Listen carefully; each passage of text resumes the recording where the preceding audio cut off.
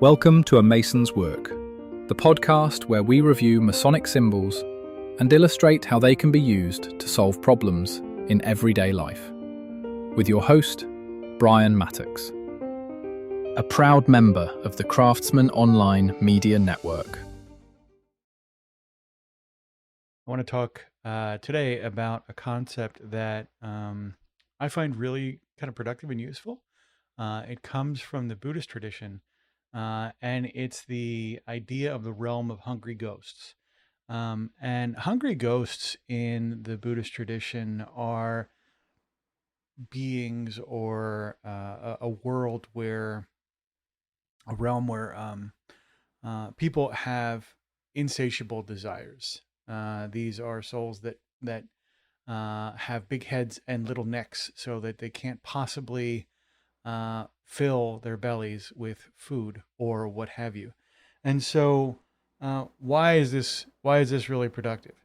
Because when we look at the nature of our own desires, whatever they might be, in whatever context they come in, um, it becomes very clear very quickly that desires can never be satisfied.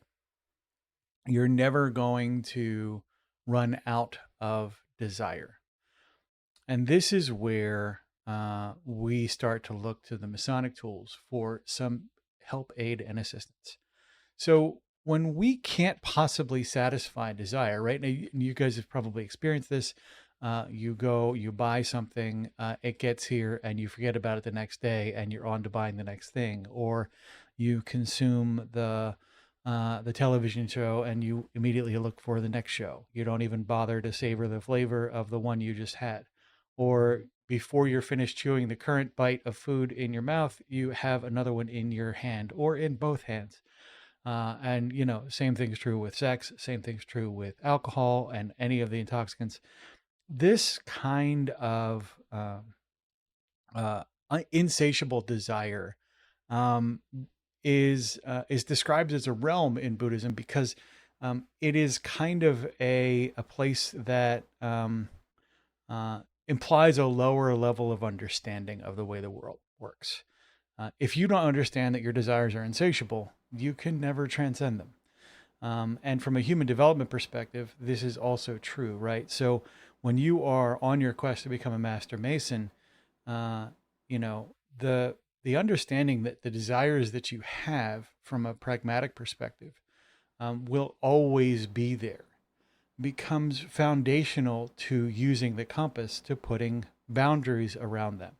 So you can start to label behaviors as, oh, this is an insatiable desire. I have it forever.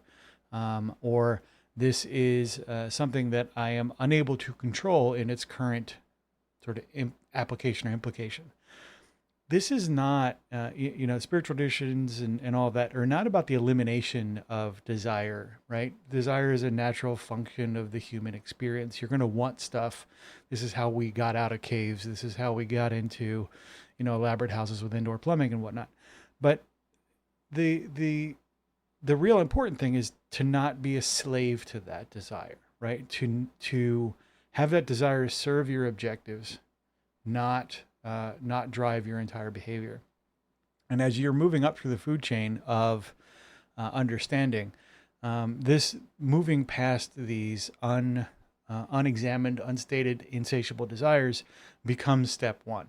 And the compasses is awesome for this. Now, in most of the major sort of ritual traditions of the Masonic arts, if you will, there's not a long conversation about the compass. There's not a ton of insight and information.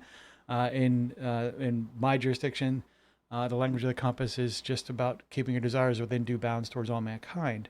That said, getting past that, and when you wake up in the morning and you are, whatever the first thing you reach for, start looking for those indicators that you have maybe desires that are unchecked.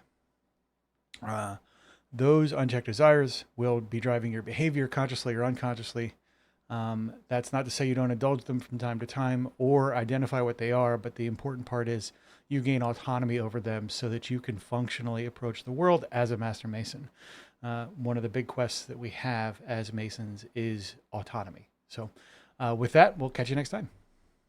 The views represented in this podcast are those of the speaker alone and are not representative of any grand or subordinate lodge.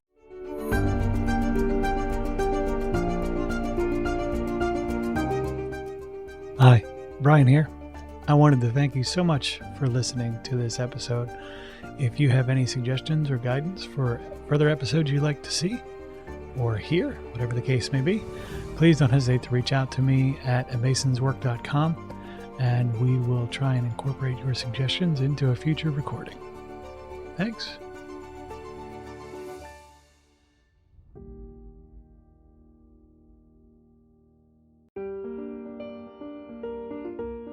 Freemasonry teaches us that the true work is within, a lifelong journey of reflection, discipline, and discovery. At A Mason's Work, we help Masons bring out their best selves through meaningful self-inquiry and symbolic practice. From personal reflection to lodge engagement, we offer tools that turn symbols into action. Visit us at amasonswork.com. The work is within. The time is now.